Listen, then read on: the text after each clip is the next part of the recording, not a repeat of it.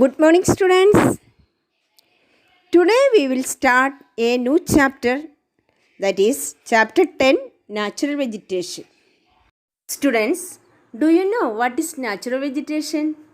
Yes, natural vegetation refers to the plant cover that has not been disturbed over a long time and has grown naturally depending upon the climate and the soil conditions of that area. Okay? Grasses, shrubs, and trees constitute the natural vegetation of an area. There is a difference between flora, vegetation, and forest. Flora refers to plants of a particular region or period listed as species. Example, 4,000 species of plants in the eastern Himalayas. Vegetation refers to the plants and other flora that make up the plant life in the region. It is an assemblage of plant species living in association with each other in a given environmental setup. Got it? So, what is meant by forest? Yes, forest is defined as an ecosystem or assemblage of ecosystems dominated by trees and other woody vegetation. Okay?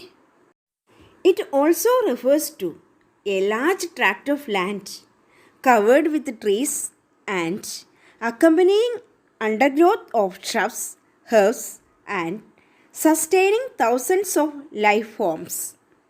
For example, the redwood forest, coastal mangroves, roadside weed patches, lawns, etc.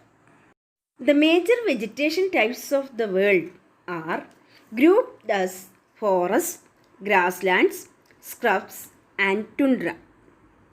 Now we can discuss about forest and importance of forest. Okay? Forest refers to a large tract of land covered with trees and accompanying undergrowth of shrubs, herbs, and sustaining thousands of life forms, which include both plants and animals. Students, in our day-to-day life, forests play an important role. Can you give any points? Yes, first one, productive functions.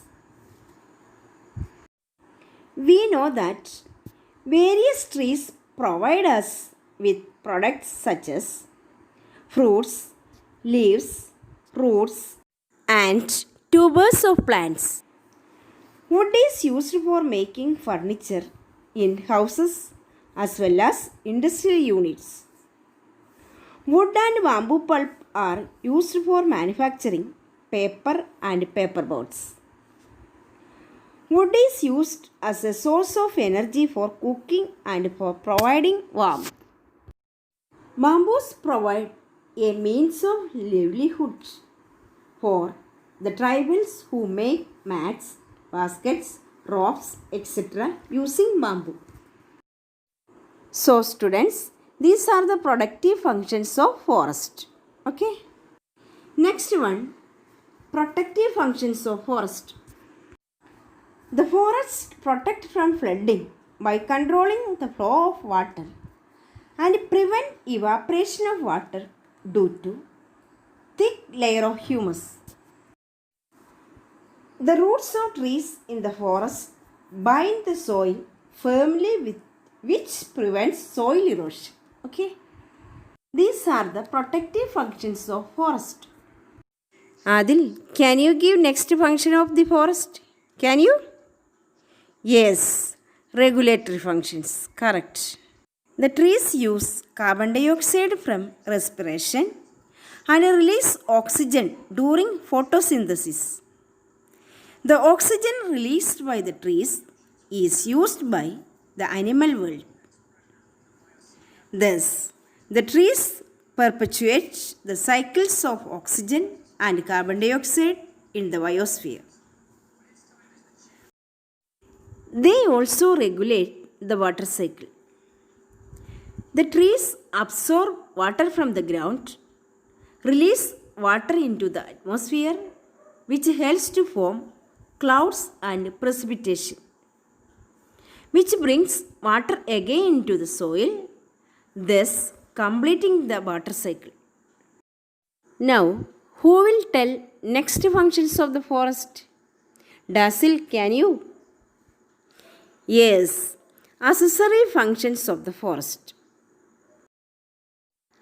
What is the meaning of accessory functions?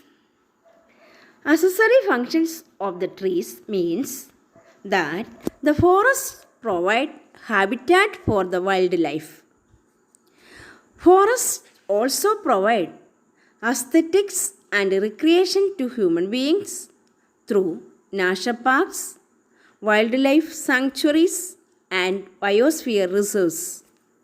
Students, these are the important functions of the forest in our daily life.